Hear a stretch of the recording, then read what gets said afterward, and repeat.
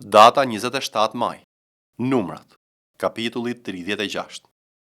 Kur familjarët e bijve të Galaadit, birit të Makielit, biri Manasit, të familjeve të bijve të Jozefit, u ngritën më këmbë dhe i dolën përpara Mojsiut dhe prizve, familjarëve të bijve të Izraelit, dhe thanë: Zoti ka urdhëruar zotërin tim t'u jap në trashëgimi me short vendin e bijve të Izraelit.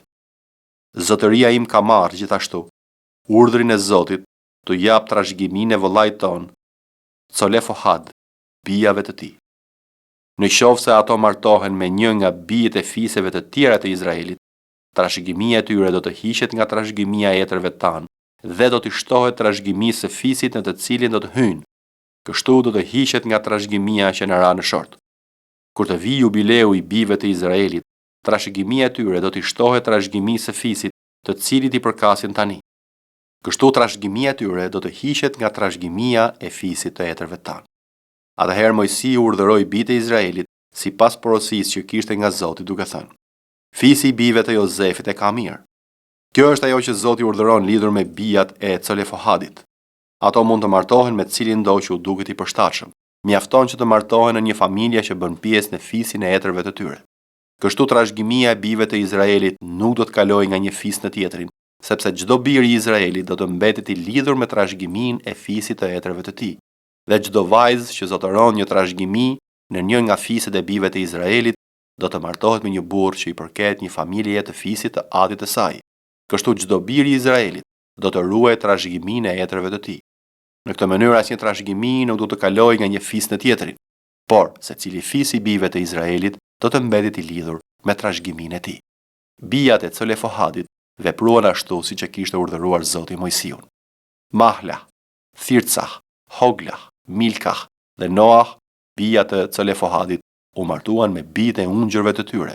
U martuan në familjet e bijve të Manasit, birit të Jozefit, dhe trashëgimia e tyre mbeti në fisin e familjes së tyre.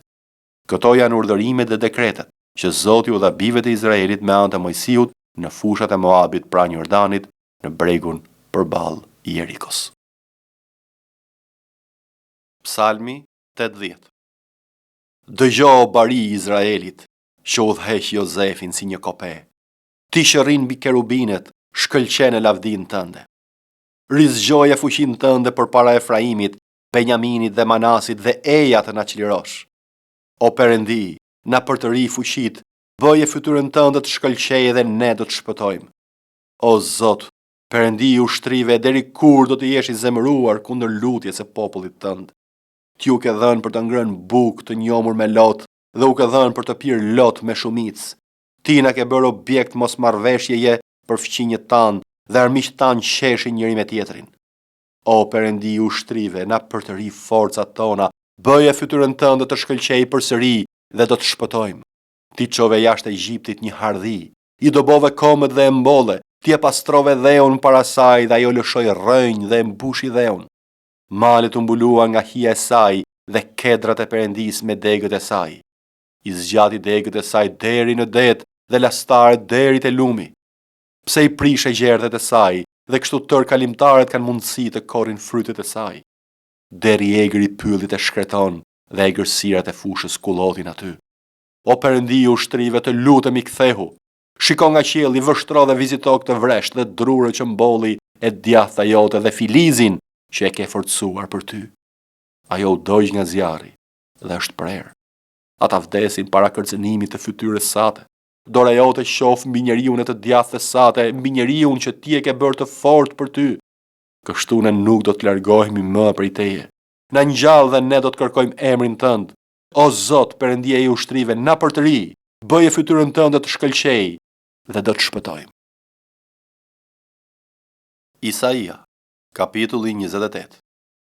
Mjerë kurorës e kryelartësisë së të dehurve, të Efraimit dhe lulës së fishkur të bukurisë së tij të lavdishme, që rrin mbi krye të luginës pjellore të atyre që i kanë poshtur vera.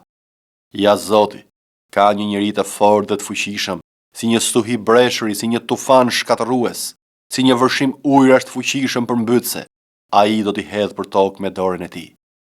Kurora e kryelartësisë së të dehurve të Efraimit do të shkelet, Dhe lulja e fishkur e bukurisë së tij të lavdishme, shërim mbi krye të luginës spjellore, do të jetë si një fik i hershëm para verës që dikush e shikon. Ai e gëlltit sapo e ka në dorë. Atë ditë, Zoti i ushtrive do të jetë një kuror lavdie, një diadem i shkëlqyer për pjesën tjetër të popullit të tij, një frymë drejtësie për ato që ulet për të gjykuar dhe forca e atyre që në betejë e sprapsin armikun deri te portat e tij. Por edhe këta shkojnë sa djathas, aq edhe majtas për shkak të verës, dhe u merren këmbët nga pije dese. Prifti dhe profeti lëkundën për shkak të pijeve dese, lëkundën sikur të kishin vegime, ngurrojnë në dhënien e vendimeve. Tërë tryezat janë plot me të vjella dhe me ndyrësira, nuk ka më një vend të pastër. Kujt dëshiron t'i mësoj ditërin, kujt dëshiron t'ia bëj të kuptueshëm mesazhin, atyre që sapo janë zverdhur, atyre që sapo janë shkëputur nga sisa, sepse ka një urdhër mbi urdhër, urdhër mbi urdhër, rregull mbi rregull, rregull mbi rregull, pak këtu dhe pak atje.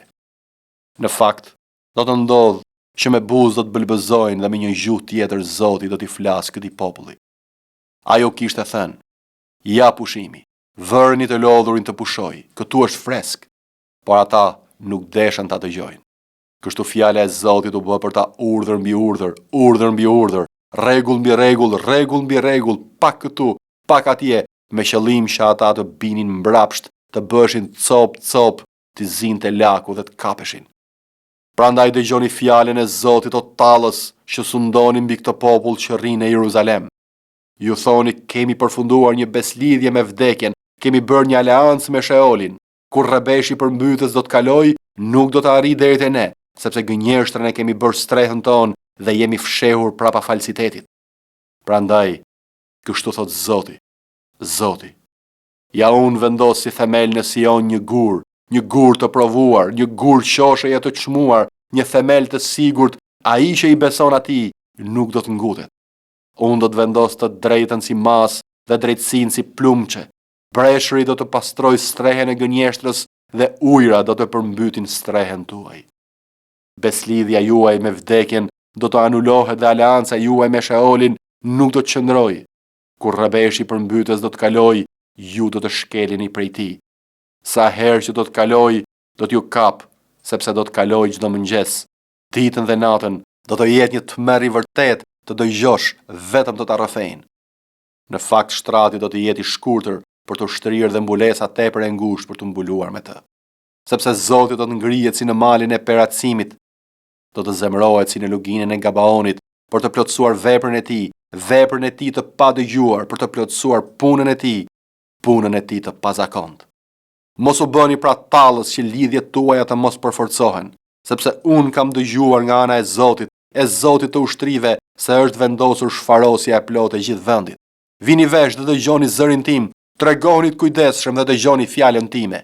A nuk lëron tërë ditën bujku për të mbjell? A vazhdon vallë ta çaj dhe ta parashit tokën e tij?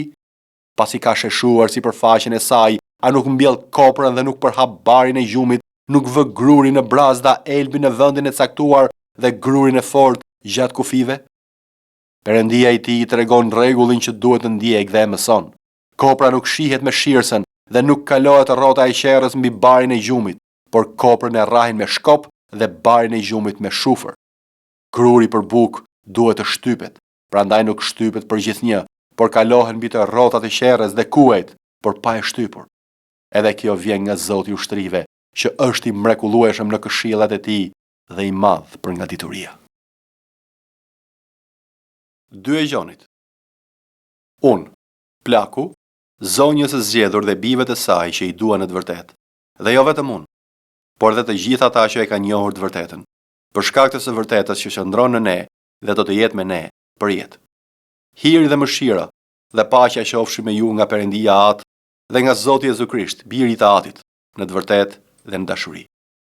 U gëzova shumë që kam gjetur disa nga bitet tu duke ecur në të vërtetën, sipas urdhërimit që morëm nga Ati. Dhe tani të lutem ty, zonjë, jo sikur po të shkruaj një urdhërim të ri, por atë që kishim nga fillimi, që ta duam njëri tjetrin. Dhe kjo është dashuria, që të ecim sipas urdhërimeve të tij. Ky është urdhërimi sikurse e dëgjuat nga fillimi, që të ecni në të. Sepse shumë mashtrues dolën në botë, të cilët nuk rrëfejnë se Jezu Krishti ka ardhur në mish. Ky është mashtruesi dhe antikrishti. Vështroni veten tuaj që të mos humbim ato që punuam, por të marrim pagë të plot. Kushdo që shkel dhe nuk qëndron në doktrinën e Krishtit nuk ka perëndi. Kush qëndron në doktrinën e Krishtit, ai ka edhe atin, edhe birin. Në qoftë se dikush vjen te ju dhe nuk sjell këtë doktrinë, mos e pranoni në shtëpi dhe mos e përshëndetni, sepse ai që e përshëndet bëhet pjesëtar i veprave të tij të ligë.